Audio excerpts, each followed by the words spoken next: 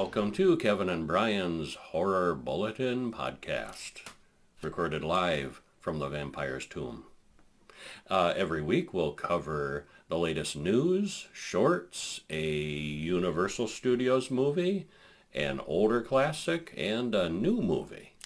So this week we watched the Universal Studios Mummy from 1932, a movie called The Cabin in the Woods from 2011, and a new one called The Endless that was 2017. Turn up the volume and lean in close, cause here we go.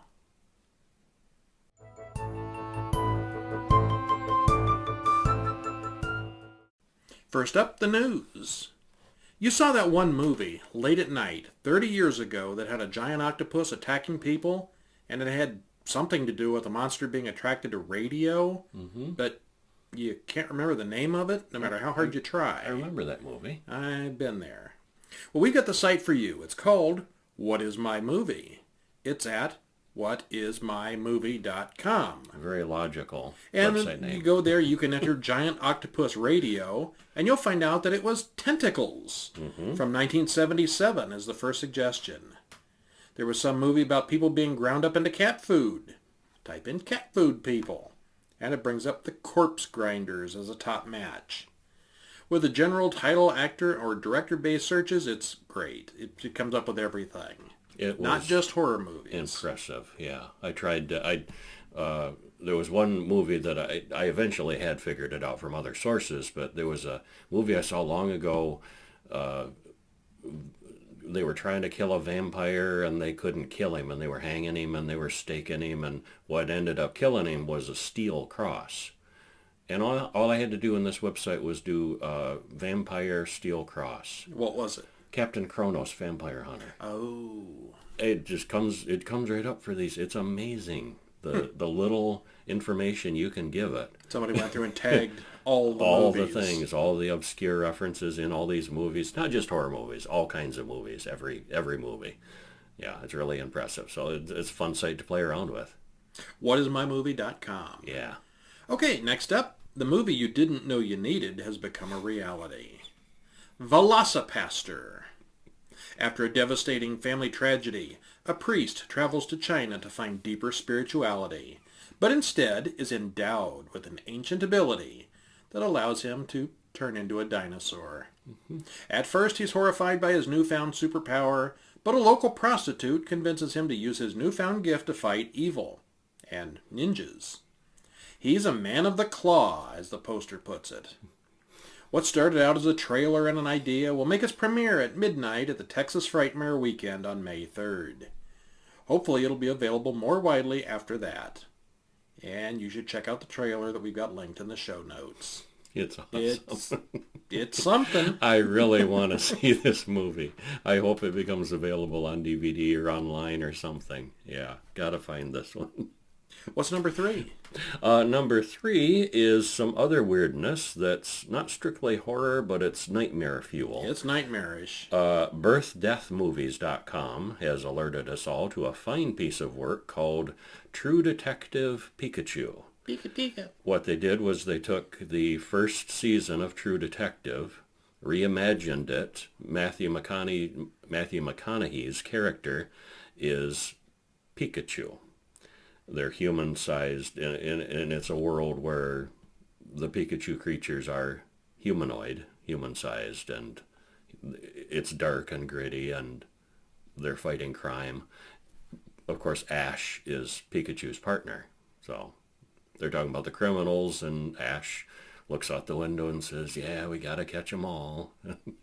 If you're into furries, check this out. If you like Pokemon Go Plus, Pokemon Go, or Pokemon, True Detective. Hopefully you're a fan of both of them like I am, and it's hilarious and weird and and funny and disturbing and horrifying. It's horrifying. So it is.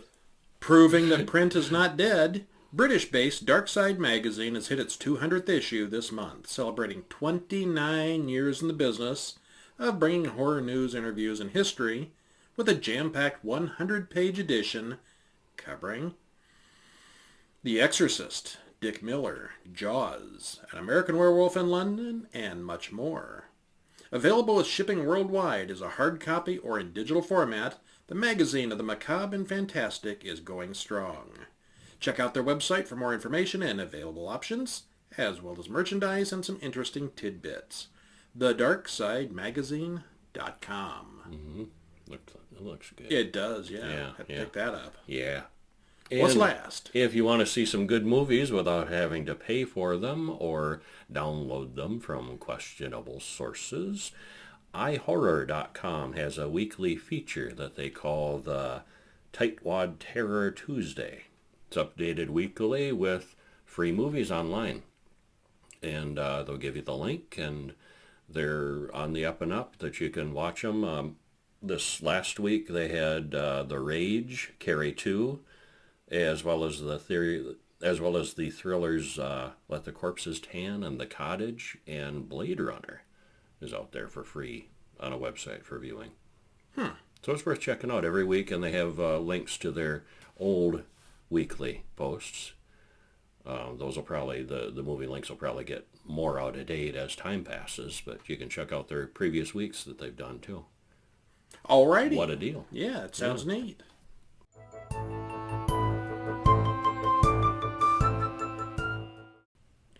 And this week, our classic Universal horror story is The Mummy from 1932. The Mummy. The vampire Dracula mummy. No, wait. We did Similarities. Phantom of the Opera, Hunchback of Notre Dame, Dracula, Frankenstein. What was last week? Murders of the Rue Morgue, and now The Mummy. So we're well into it at this point. Mm-hmm. So this one was directed by Carl Freund, written by Nina Wilcox Putnam, and stars Boris Karloff, top billing this time, not uncredited like in Frankenstein. He's not unknown. And all they had to do for the publication, Frankenstein did so well, and he was so renowned for that, all they had to do was say Boris Karloff, The Mummy. That was the extent, and that drew crowds. Big star after 1 year. Yeah, big deal. So Boris Karloff, Zita Johann, and David Manners, 1 hour, 13 minutes. Say what you want about these old movies, they're not long. No. They don't drag out. They get to the point. Yeah. Well, this time out we open up in a museum in 1921. They've dug up a mummy, but he's a little different. His name was Imhotep, and he was buried alive, probably for the crime of sacrilege. He also comes with a golden chest that contains a cursed box. Mm-hmm. The occult expert, who just happens to be there, warns him not to open it, but one guy does it anyway. But of course he does. Yeah. Because that's what they do in horror movies. Nobody ever listens to Don't the open occult that. experts. It's cursed. Okay. And it contains the Scroll of Thoth, which supposedly has the power to raise the dead. As the junior archaeologist reads the scroll, the mummy wakes up and walks away, and the man goes mad. Mm-hmm. He's really crazy. Yeah, nobody believes. Maybe a little overacting. They think there. just, somebody stole the mummy. Yeah, because he just got up and walked away. He doesn't fly. Yeah. And then we time skip up to 1932. 11 years pass. A couple more archaeologists, one of them the son of the first archaeologist, are lamenting their lack of luck finding anything. Just then, there's a knock at the door. Hey, and guess who it is? It's Boris Karloff. Yeah. It's a tall man in a fez. Right. He tells them where to dig, and they find the tomb of an ancient princess. Because he's got inside information. He was there. Yeah. He doesn't tell them that. He's just a mysterious tall man in a fez. Well, he's taken all his bandages and everything off, and he's dressed in normal clothes. He still looks kind of awful.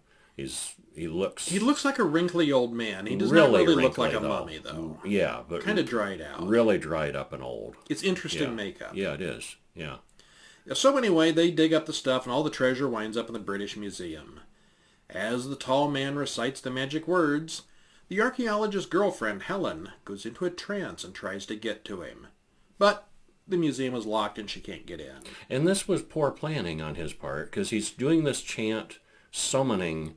Well, what the gist of it is his princess girlfriend from way back has been reincarnated through the years over and over and over, and he needs to summon her to him in her current reincarnation. So You'd think he'd have left the door unlocked. He's in the locked museum and summons her and she can't get in. Well, anyway, bad planning. Wurmple, the archaeologist, rescues her. Next day, they find a dead guard and the scroll. Mm-hmm. It turns out Helen is the reincarnation of Imhotep's dead lover. And the rest of the film revolves around the tall man in the fez trying to reincarnate his dead princess. Trying to bring back his girl. Yeah. Yeah. And that's basically the idea of the story. I won't tell you how it ends. Yeah. Well, basically what happened was he was in love with her at the time, and it was a forbidden love, and he was sentenced to death for that. Oh, she died first. She died first, and he got caught trying to bring her back. Reading that Thoth scroll trying to reanimate her. Yeah, and that was forbidden. Yeah, that's what got him executed. And so then she got reincarnated, but he had to come back the long way. Yeah, the long it's complicated. Way, yes. Yeah. Okay, so this film is quite different from the later Mummy movies. The Mummy, unlike Dracula or Frankenstein, was an original story, not based on a book. Mm-hmm. And it's also different than the Mummy movies that came later, even the ones from Universal. Other than the shambling, towel-wrapped mummy that we're used to seeing, Imhotep here is more of an ancient wizard than a rotting mummy. And that's he gets not what I one was scene expecting. as a dead man. Mm-hmm. Yeah, mummy, basically. Yeah, I always had pictured. I'd never seen this, and I'd always pictured like Frankenstein, like shuffling around, brainless, and we'll be seeing that guy in a couple weeks. Yeah, just a mindless monster. And this one, he's not. Yeah, this is Boris Karloff. This is not just smart. a man in a mummy suit. Mm-hmm. Yeah. So anyway, other than the shambling mummy in the very first scene, he's Boris Karloff throughout. Story-wise, it's got a lot more in common with the Brendan Fraser movies than the later Mummy movies. Yeah, it's the wizard trying to bring back his girlfriend, and a lot of this stuff in the past takes place. Yeah, you can see where they got that story. Alive, yeah. And real similarities to Dracula. Oh, really similarities. It felt like halfway through they were doing the same plot as Dracula. They kind of were. And And the then we mummy noticed- has hypnotic, this hypnotic gaze that she falls into his power, and he keeps drawing her to him like Dracula did. And we kept thinking the guy kept reminding us of Van Helsing a lot. There's a reason for it that. It was the same actor. The guy who played Van Helsing in Dracula played the old doctor, Dr. Mueller, in this one. And he's a foreign expert on the occult who happens to recognize what the villain is, confronts the villain, has an arguing match with the villain, and eventually defeats the villain in both movies. It's real similarities. Yeah. The beats of the story are the same, and yeah.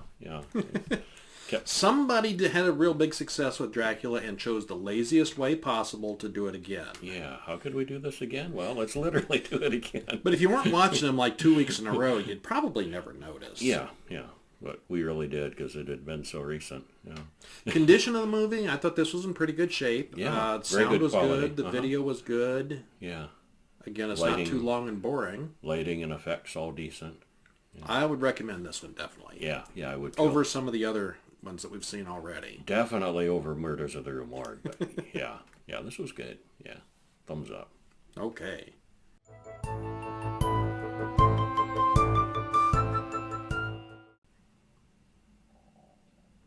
All right, and then we watched our drive-in special this week. Which was The Cabin in the Woods. From 2011. And I'd seen this before. I'd seen this before. I enjoyed it even more the second time around, knowing what was going on. Yeah, I think that was one of the points, one of the reasons we wanted to watch it again. Because this is one of those movies, after you know what it's about, it's even better. Mm-hmm. So if you've seen this before, watch it again. It's worth it. Yes, it is. Yeah. Directed by Drew Goddard, written by Joss Whedon, and there's a lot of characters in it from Angel and Buffy, and I didn't see anybody from Firefly. Actors. Yeah. But stars Kristen Connolly, Chris Hemsworth, Thor himself, and Anna Hutchinson, 1 hour, 35 minutes. Really good movie. Really good. Yeah. It's kind of funny, but it's not a comedy. It's a dark comedy, if you call it a comedy. But it does have a lot of humor in it, especially the industrial. And that's what's confusing. And was it Josh who said that, or the writer guy? deliberately wanted to confuse people who were coming in late, thinking they were in the wrong movie. Who are these guys? Because it's in this big industrial office complex. And the guys are just bantering about their personal life while they're at work. And like, what does this have to do with the cabin in the woods? It's not your typical Bruce Campbell movie. Yeah. We begin in a well-lit shop with a couple of guys who are walking through an office building. They're whining about their wives and other boring stuff.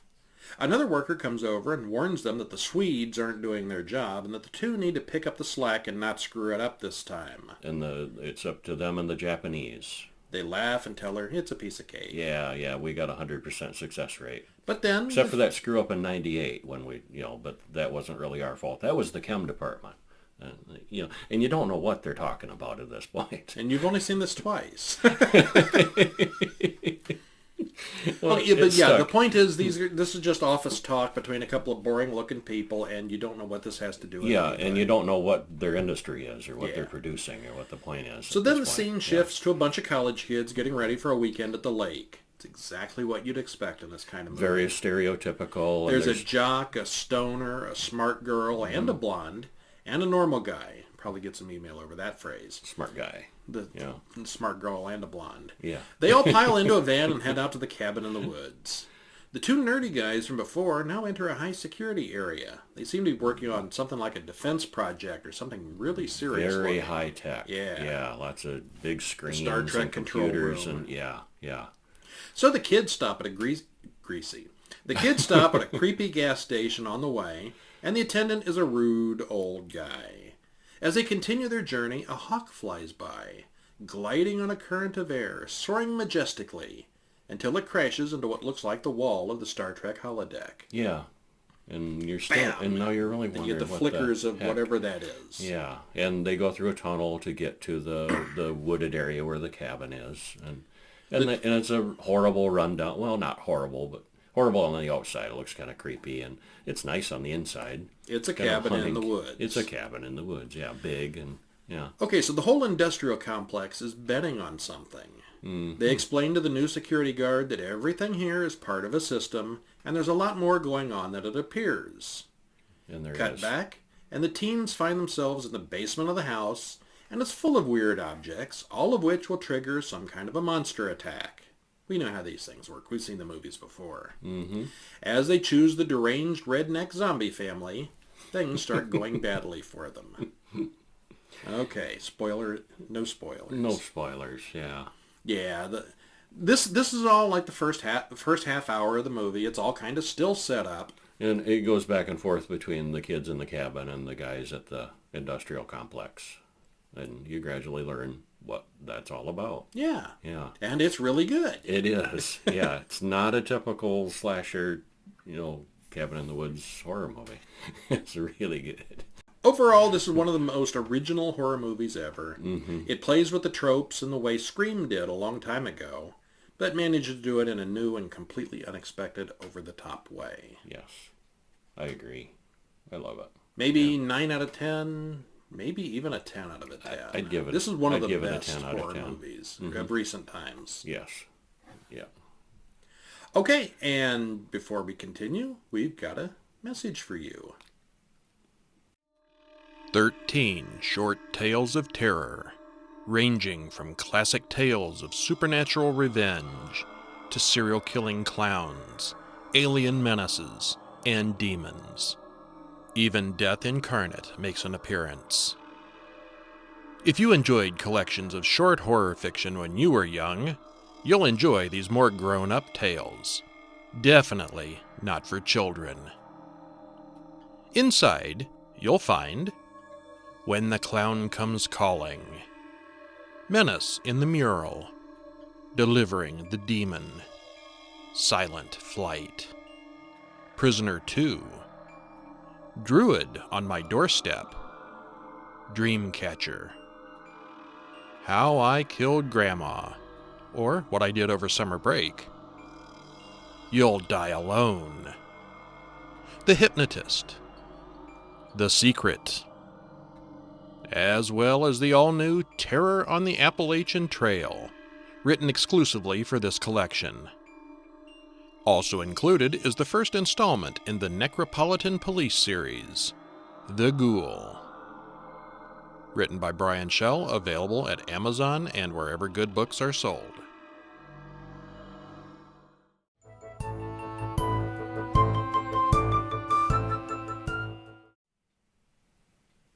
All right, and did we watch a short film? We did. Watched a short film. It was, well... It was kind of short. I think my note on that, what did I write? It's short. Yes, it was short and weird. It's called Invaders. It's a short, very short, through 4.5 minutes. On YouTube. A couple of robbers sit in the car and debate their methodology. Has a wonderful autumn vibe. Fall, It's maybe it's early clearly winter. a thing. I think it's Thanksgiving. I think it's supposed to be Thanksgiving, yeah. So these two guys are sitting in the car debating how they're going to rob this family that they're looking at from the car. Very amateur. And they put on these creepy pilgrim masks. One stabs the other accidentally, but that only makes him mad. It's only a flesh wound. It's only a flesh Yeah, wound. yeah. They go up to the door, and they ring the bell. Ding dong, with axes in hand, ready to rob this family. Pilgrims with And axes. we're not going to tell you what They happens ring the from doorbell, there. and things don't go as planned. 4.5 minutes. Check it out. Link in the show notes. Mm-hmm. Yeah, it's weird and funny and, yeah, short and, yeah.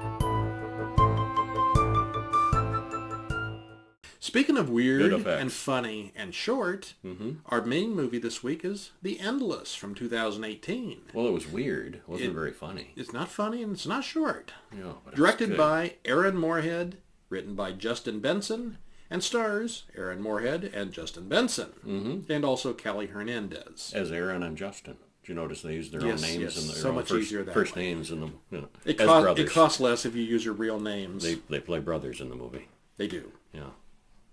So, Aaron receives a videotape in the mail. On the tape, a girl talks about looking forward to the ascension. Justin reminds Aaron that they left the group because it was a UFO death cult, and they were all just about ready to commit mass suicide. but it's been 10 years and apparently they didn't do that. Yeah. They left and the cult is still going strong. They left, went to the newspapers, told the whole story about the UFO death cult, and the UFO death cult got a lot of bad press because of it. Yeah, and we see a little bit of newspaper clipping and a little bit of the newscast at the time. You know, I guess it was really played up that two local men escape with their lives and give the horrible secrets. Except they're not adjusting well. Yeah. They're both very unhappy and going through cult deprogramming treatments. Aaron wants to go back, even just for a visit. Finally, after much badgering, Justin agrees to go, but just for one day and one night. They're welcomed back, and everyone seems very nice, very active, very healthy, and not particularly cult-like at all. And this is the point where it made me say, WTF, because this isn't a, it wasn't very cult-like at all. It was like a summer camp. The headline It was said they beautiful. escaped from the cult. And it was just a... Escaped kind of indicates, Camp? they weren't Yeah. allowed to leave, and they go there and it's like summer camp. It's all these adults doing archery and riding bicycles and jogging and fishing and fun stuff. Yeah, nothing abnormal. 3 days later, they're still considering staying. Then they find something strange at the bottom of the lake. Of course things start getting strange. Was everything a lie? Was anything a lie? Is the lunatic talking about time loops as crazy as he sounds? Why are there 3 moons? So many questions. Yeah. A lot of them are answered. Some of them are answered. Some of them are answered. Some are not. Some have a very strange answer. Yeah. The cinematography and scenery are excellent. The acting is good, and the premise is interesting. For a low-budget movie, they did a really nice job. The premise is interesting. The plot, however, is not. For the first hour and 20 minutes, almost nothing happens. Too slow. It just takes Should've way built too long faster. to get to something interesting. It's too normal and too calm and too ordinary. It does get interesting in the last half hour, but 45 minutes. it was a lot of work getting there. It took a while to get there. Once it did, I thought it was worth it. Yeah. Is religion real? Is Skip the first hour. no. The first I hour told you the builds. setup. Skip the first hour. No. Watch it all. Watch it all. 4 out of 10. I'd give it a 7 out of 10, at least. I'd give it a 9 out of 10 on the boring scale. 7.5. I think we finally found one to disagree on. I thought it was thought-provoking, and okay, a slow build at the beginning. It was thought-provoking. I'm like, how much longer could this be? Because that's what you were thinking. Look, clouds. Yeah, it was thought-provoking. Okay, I liked it. I mock you and your movie. Yeah, I liked it. Yeah. But Did you hear that? But we can't what? It's, they're coming back, aren't they? The sun must be coming up. Okay. They want The their tune vampires back. are starting to shuffle back in for the day, and we need to get going so they can get their sleep. But wake up, vampires! We forgot to tell you about our Patreon. We have a Patreon. www.patreon.com/horrorbulletin, where there's reward tiers for you. Become a producer, become an executive producer, or get free books. Free stuff. It's not free if you're a patron. And if we get $1 million in pledges, I swear that I will swim in a kiddie pool. Kiddie pool full of $1 Speedos. bills. He will swim in the kiddie pool Scrooge McDuck style on YouTube for your amusement. $1 million. Mm-hmm. But if you give less than $1 million, we got other things lined up for you. Mm-hmm. Patreon.com/horrorbulletin, or go to horrorbulletin.com and find the donate link. You can just give us money with the donate link, or you can Patreon us monthly, or however you want to do it. There's lots of options. Us? Patreonate. Patreonize. Patriotism. Yeah. It's weird. Okay, so anyway, thanks for joining us. Stop in during the week at horrorbulletin.com for news and horror updates. To comment on this podcast, nobody ever comments. Leave some comments on YouTube, We people. love comment. We would love comments if we had Or any if you're comments. listening to the audio show, leave a review on iTunes. Yeah, reviews are nice. Reviews are really nice. They let people know that, hey, people listening to us. Mm-hmm. Check out our Twitter feed at Horror Bulletin. And I'm Brian. I'm Kevin. And we'll see you next week. See ya.